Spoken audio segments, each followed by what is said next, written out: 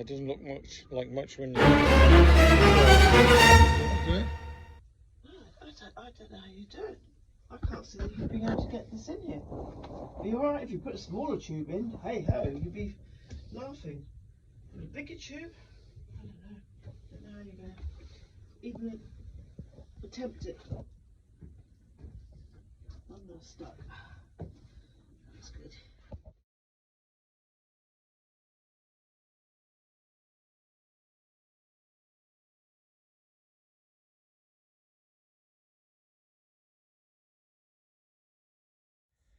Well, today's challenge, in fact it's been 2 days, is trying to get the exhaust hose out from the boat. I suppose I could have cut it up into little bits, but I thought I'd try and pull it out so that I've got some idea of what's required to get the new hose back in, which is a bigger diameter, and I'm going to have to cut some more holes for it. So this is how I've been doing it. Been attaching some pull straps, some loading straps to the hose through the various holes that are here. So there's one at the bottom here. I'm trying to pull. I've given up with that one because I can actually just pull it through when it does start to move. And inside here you can see I've got just a little slip noose that I can move along, and then come along the webbing strap. I can just put enough pressure on it to get it to move. So if I just show you how that works, if I just put some pressure on here, you'll see the hose will tension up a little bit, and then I can pull down here and it will in fact just wiggle through a little bit. So I get a couple of inches of movement every time I do that, and then I readjust the straps and pull again. So I've managed to pull the hose from the back locker, from the back lazarette. You can see the hole in the distance there. That was a bit difficult to get it moving, so I've got to basically cut a 100mm hole through all these bulkheads, and that's going to prove quite difficult in itself. But I am getting the hose to move, and I'm using a little bit of washing up liquid with some water on it, just over the pipes and then in the joints and in the holes where I'm pulling the pipe through, just to lubricate it a little bit, and it seems to be helping that. So here's hoping I'm going to get this out of here best I can.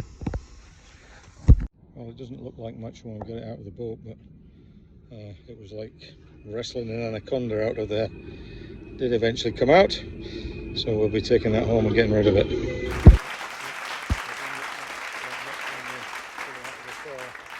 engine bay, finished the sound deadening, fitted engine switches in the bay here for lights.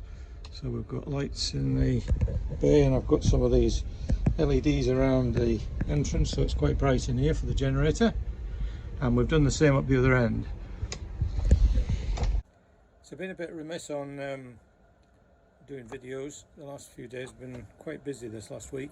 I'll just give you a tour of what I've been up to. Seems like an awful lot, but it's enough to let the exhaust pipe come through. And I'm going to put a line of pipe in here anyway, because in the hole here you can see there's actually fiberglass in the frame, and then in the middle there's actually foam, so we'll have to make sure that's sealed.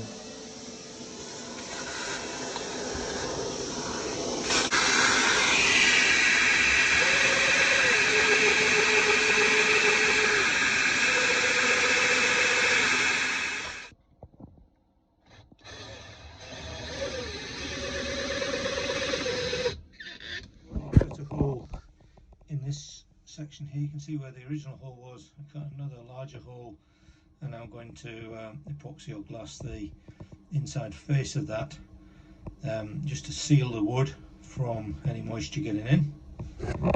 This is one of the most awkward ones. It's actually a hole through here, which I've already taken out the pipe. You can see I cut with a hole saw, cut this one out, and I'm in the process of doing the other side the same, and I use a piece of plywood drilled into position so it holds it in position, and I can get the hole saw in there, because the hole saw, or the drill, has very high torque, and it tends to try to wrench itself out of your hands. so you've got to make sure you get it in the groove properly and control it. So I don't suppose you can hear me in here, but yeah, I'm drilling some fiberglass at the moment, so I don't want any fumes or bits and pieces of glass in my face.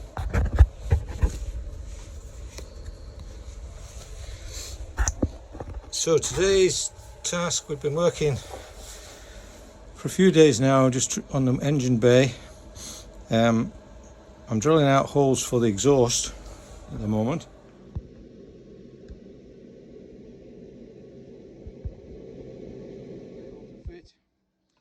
I used a hole saw obviously, and there was an original hole in there, and I've cut, I think this is the second time I've cut the hole to get it to fit, so you can see the kind of little moon-shaped bits that I've cut out of there using a hole saw.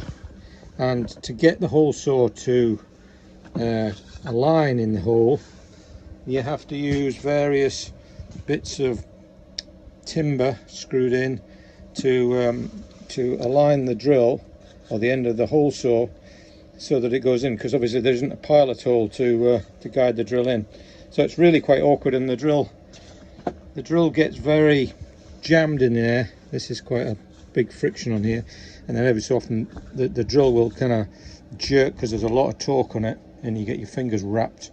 So you have to keep the power on the drill, but keep it very slow, so it grinds slowly through it. Because there's fiberglass dust, there's all sorts coming out, so it's not the most pleasant of jobs.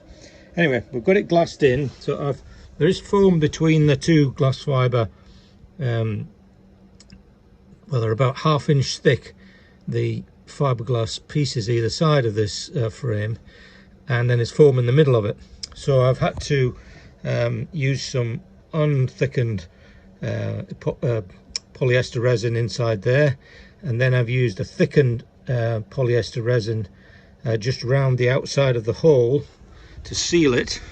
You can just see the remnants of it on the outside here, which should then bond to the pipe itself, seal everything off so there's no water ingress into there, and it'll give a nice smooth pipe for the hose to come through. What have we been up to today? Crash. So what have we been up to today?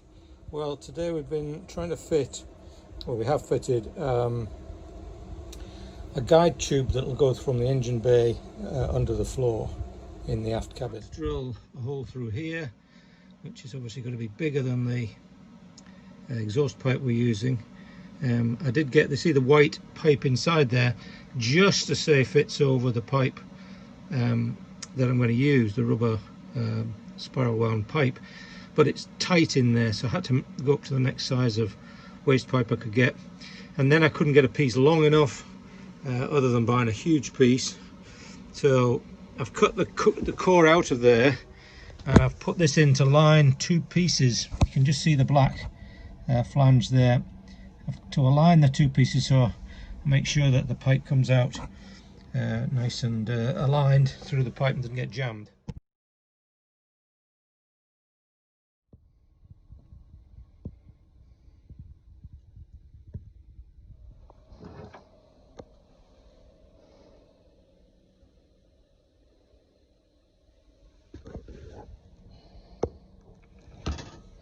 The pieces that I've had to drill out, you can see how difficult it is to get through that thickness of fiberglass, even with a drill saw that you can basically push to about 2 inches in depth.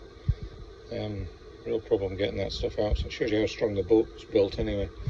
And before I could get to that, there was actually a piece of wood that's actually the support for the floorboard, which had to come out as well. So basically it's probably about 3.5–4 inches of material to take out. Pretty thick. The hole here, and see how much fiberglass and plywood I had to drill through to get a decent sized hole for this new exhaust pipe. So cutting these holes has been a bit of a problem, but we have managed to get through here. This is between the engine bay, which is here, and this compartment which has the steering cables in it, and it goes through this bulkhead here underneath the aft berth bed and up and into the back of the boat, but it's been pretty awkward to get in there to get the hole drilled. So this is the reason we needed a new water lock. This is the old one, and the new one's pretty much the same sort of size, slightly bigger in volume, but you can see the difference in heights between the two. So this one, they both have to go under the generator table, and obviously this is another 60mm higher, so the solution has been to use one of these neoprene 90-degree bends, and then we'll tie it all in with glass fibre jointers, etc. And the only problem was that the inlet on the only one I could get is actually at a slight angle, but I don't think it'll be much of a problem because I'm going to have to drop that level anyway, and as a result of that I think I'll get a decent flow angle. I just need to make sure I don't get a dip in the pipe so that I end up with water sitting in the pipe between the engine and the water lock, but it should be good. The hose now comes through from the floor here, it's coming through the hole under the after bunk, another hole through the after bunk, and then I've got it as far as here. And I'm just using the ratchet straps to pull it, and I've left the plastic wrapping around it at the moment just to make it a bit more slippery, so hopefully it will come through the holes a bit better. It's proving challenging, let's put it like that. It's not very easy to get the pressure on it to get it to move, so I think what I'm going to do is to take it out of here and pull it out of here to get some distance through it, and then thread it through the next holes. These holes through here are proving quite challenging to pull it through, but I'm making slow progress, but I'm making progress. Well, today's little task is trying to pull some of this exhaust hose through the holes we made and into the back end of the boat. Just as difficult as getting the old one out, probably more so, but we are making progress. So another day of pulling exhaust hose. We've got a bigger strap now, and a strap that goes through and under the bed and down and into this space down here, and that's working reasonably well. I've got a little bowl with some washing up liquid, fairy liquid in it, and that's proving to let me get probably an inch at a time through where I'm pulling from. Really awkward, but I'm down to the last foot, so that's from that blue mark, and I pulled that through to this side. There should then be enough hose that has to go out through this hole and up and into the after lazarette locker to enable me to hook it into the connection I'm going to have to build. That'll go over the side through the stern.